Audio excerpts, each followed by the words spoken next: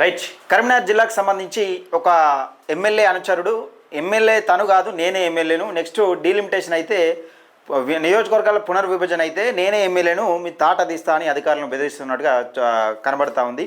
దానికి సంబంధించి దిశ పేపర్లో వచ్చింది. అయితే ఇక్కడ ఎమ్మెల్యేల కన్నా రిజర్వ్డ్ ఎమ్మెల్యే, రిజర్వ్డ్ స్థానం క్లియర్గా రిజర్వ్డ్ స్థానం అని ఇచ్చారు. కానీ మరి ఏ నియోజకవర్గం అన్నది ఇయ్యలే. ఒక్కసారి కరీంనగర్ జిల్లాలో ఈ వార్త ఎవరైతే చూస్తున్నట్టుంటే దయచేసి మీ ఎమ్మెల్యే అనుచరుల పనితీరు ఎట్లా ఉంది, మీ ఎమ్మెల్యే అనుచరులు కింద అధికారులను ఏ విధంగా బెదిరిస్తూ ఉన్నారు అనేది ఒక్కసారి అర్థం చేసుకోండి. ఆ ఎమ్మెల్యే ఎవరనేది మీరే కామెంట్ సెక్షన్లో తెలియజేసే ప్రయత్నం చేయండి. ఒకసారి చూసే ప్రయత్నం చేద్దాం. షాడోను కాదు వివాదాస్పదంగా షాడోను కాదు నెక్స్ట్ నేనే ఎమ్మెల్యే, వివాదాస్పదంగా ఎమ్మెల్యే వ్యక్తిగత సహాయకుడికి వ్యవహారం. అంటే షాడోను కాదు నెక్స్ట్ నేనే ఎమ్మెల్యే అని చెప్తా ఉన్నాడు. ఎమ్మెల్యే వ్యక్తిగత ఏది వివాదాస్పదంగా ఎమ్మెల్యే వ్యక్తిగత సహాయకుడి, ఎమ్మెల్యే కింద ఉండే సహాయకుడి ఈ కథ ఇదంతా దిశ పేపర్లో వచ్చింది. ఒకసారి చూసే ప్రయత్నం చేద్దాం.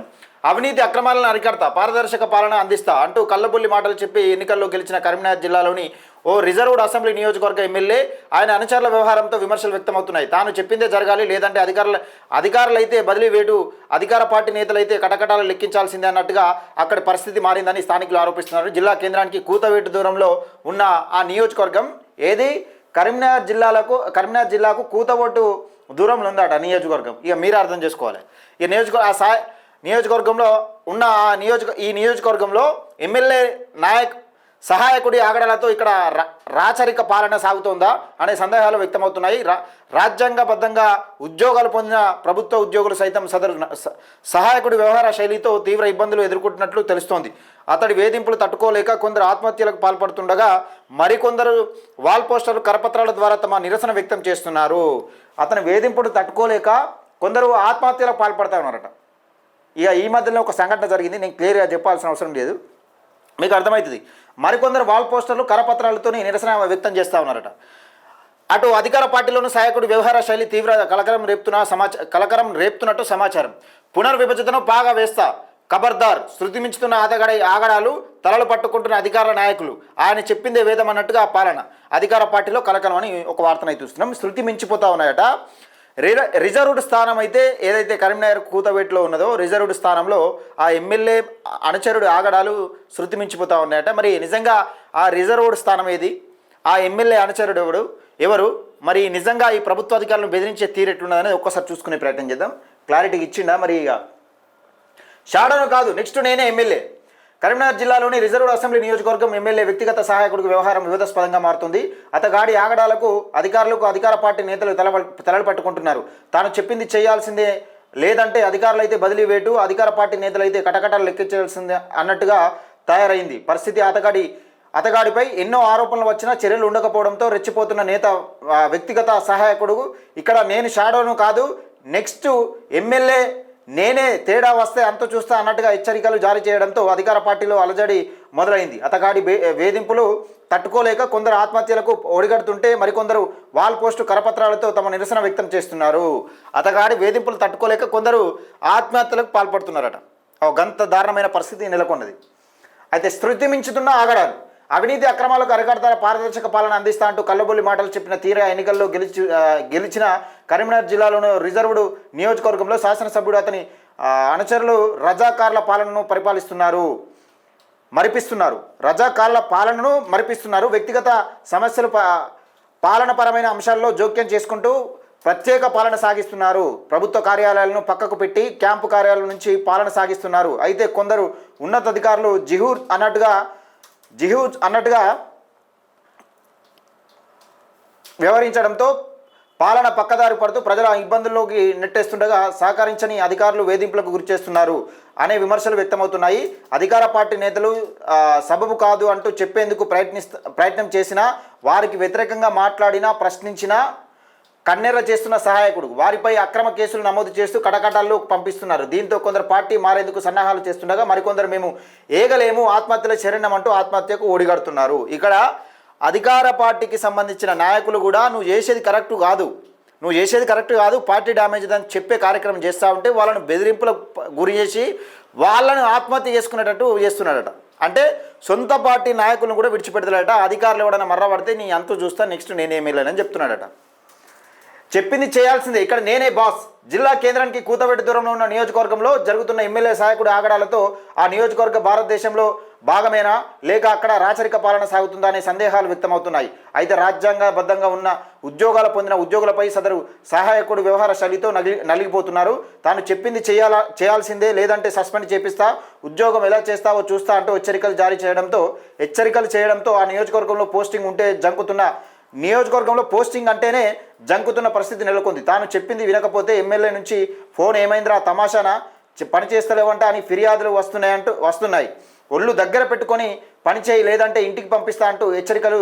దీంతో ఆ నియోజకవర్గంలో ప్రభుత్వ ఉద్యోగం అంటే ఉద్యోగాల్లో ఆందోళన కలిగిస్తుంది. ఉద్యోగ వర్గాల్లో ఆందోళన కలిగిస్తుందట. ఇక్కడ ప్రభుత్వ ఉద్యోగులు కూడా పని చేయకపోతే ఏం చెప్తా ఉన్నారట అంటే ఎమ్మెల్యే నుంచి ఫోన్ వస్తుందట. ఏం రా చెప్పింది ఇంటలేవట, ఏం సంగతిరా, ఉద్యోగం చేయాలని ఉందా, తమాషాలు చేస్తున్నావా అంటారట. ఇక చూడుర్రి, అంటే ప్రభుత్వ ఉద్యోగ వర్గాల్లో సైతం కాకరేపుతా ఉన్నది, అంటే ఉద్యోగాల సైతం వణుకు పుట్టిస్తూ ఉన్నది. సహాయ అనుచరుడు కీలకంగా మారిన శాసనసభ్యుడి ఫోన్. శాసనసభ్యుడు వ్యక్తిగత సహాయకుడి ఆగడాల్లో అధికారులను హడలెత్తించిన అంశంలో కీలక పాత్ర పోషిస్తున్నది. ఎమ్మెల్యే ఫోన్ ముందుగా ఏదైనా పని అధికారం ముందు పెట్టాలి అంటే ముందుగా ఎమ్మెల్యే పర్సనల్ మొబైల్ నుంచి మెసేజ్ వెళ్తుంది. ఆపై ఆ వ్యక్తిగత సహాయకుడికి ఫోన్ వెళ్తుంది. అధికారులు పనిచేసే పెట్టారో ఓకే, లేదంటే తక్షణమే ఎమ్మెల్యే నుంచి నేరుగా ఫోన్. దీంతో అడలెత్తిపోతున్న అధికారులు. అయితే ఎమ్మెల్యే మొబైల్ నుంచి నేరుగా ఫోన్, దీంతో అడలెత్తిపోతున్న అధికారులు. అయితే అధికారులు పనిచేసి పెట్టారో ఓకే, లేదంటే తక్షణమే ఎమ్మెల్యే మొబైల్ నుంచి నేరుగా ఫోన్, దీంతో అడలెత్తిపోతున్న అధికారులు. అది అక్రమమైన తప్పని పరిస్థితిలో పని చేసి పెట్టాల్సి వస్తుంది అని అధికారులు భయం వ్యక్తం చేస్తున్నారు. ఎక్కడ కేసులో ఇరుక్కొని ఉద్యోగాలు పోగొట్టుకోవాల్సి వస్తుందో అనే భయంతో కాలం వెళ్ళదీస్తున్నారు. వీళ్ళు ఎమ్మెల్యేలు ఎవరైనా, అనుచరులైనా, ఎవరైనా, అధికార పార్టీ ఎవరైనా కానీ 5 సంవత్సరాలు మాత్రమే ఉంటారు. అది అధికారం వల్ల ఏంటంటే అధికారంలో ఉన్న వాళ్ళకు ఏం కాదు, అధికారంలో ఉన్న రోజులు ఏం కాదు. అధికారం అయిన తర్వాత ఒక్కసారి మళ్ళీ ఈ అధికారులకే ప్రాబ్లం అవుతుంది. మీరు జీవితాంతం ఉండాలి, మీ పదవీకాలం అయిపోయేదాకా ఉండాలి. వాళ్ళు 5 సంవత్సరాలు మాత్రమే ఉంటారు. మీ ఉద్యోగ పదవీకాలం అయిపోయిన రోజులు మీరు ఏమైనా తప్పు చేసినంటే మీరే బాధ్యత వహించాల్సి ఉంటుంది. అధికారులకు వచ్చింది పెద్ద ముప్పు ఇప్పుడు.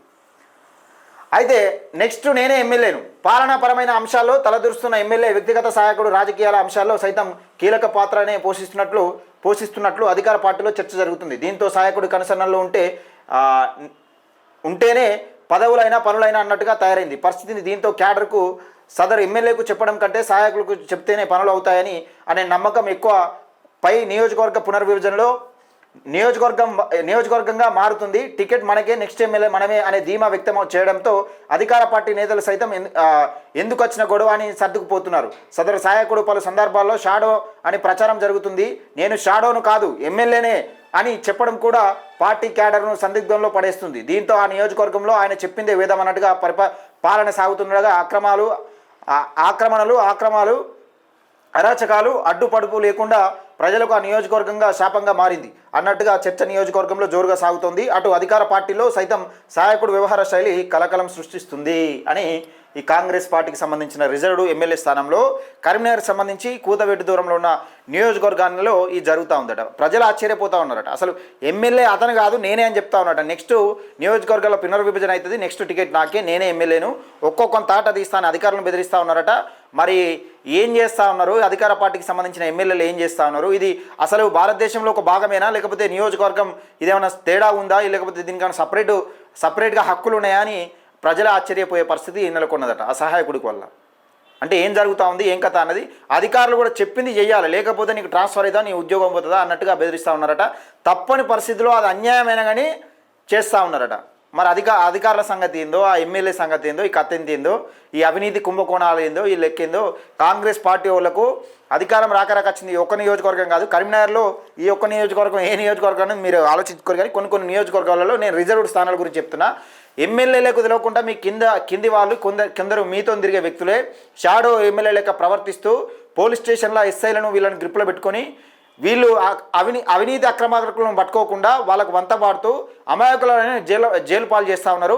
జాగ్రత్తగా ఉండరు. ఎందుకంటే ఎన్నికల సమయం వచ్చిందంటే ఎవరైనా ఊకోరు, అన్నీ బయట పెడతారు. బయట పెట్టినప్పుడు మీ భాగవతం అంతా బయటపడే అవకాశం ఉంది. మీరు కష్టపడి ఇన్ని రోజులు ఏదైతే కష్టపడి పోరాటం చేసి దాదాపు కొన్ని సంవత్సరాలుగా కాంగ్రెస్ పార్టీలో ఉంటూ కష్టపడి కార్యకర్తలను కాపాడుకొని మీరు నియోజకవర్గంలో ఒక వెలుగుతారా, లేకపోతే మీ షాడో ఎమ్మెల్యేలను మీ కింది అనుచరులను పెట్టుకొని ఇలాంటి అడ్డమైన దిడ్డమైన అనుచరులను పెట్టుకొని మీ పార్టీ డ్యామేజ్ అవుతారా, లేకపోతే మీ పేరు పోగొట్టుకుంటారా అన్నది మీ ఇష్టం. అది ఏ నియోజకవర్గం అనేది క్లారిటీగా మీరు ఒకసారి ఈ వార్త ఏ నియోజకవర్గం నుంచి వచ్చిందని మీరు అనుకుంటున్నారు కరీంనగర్ జిల్లాలో, ఒకసారి మీ కామెంట్ రూపంలో మీ అభిప్రాయాన్ని తెలియజేయండి.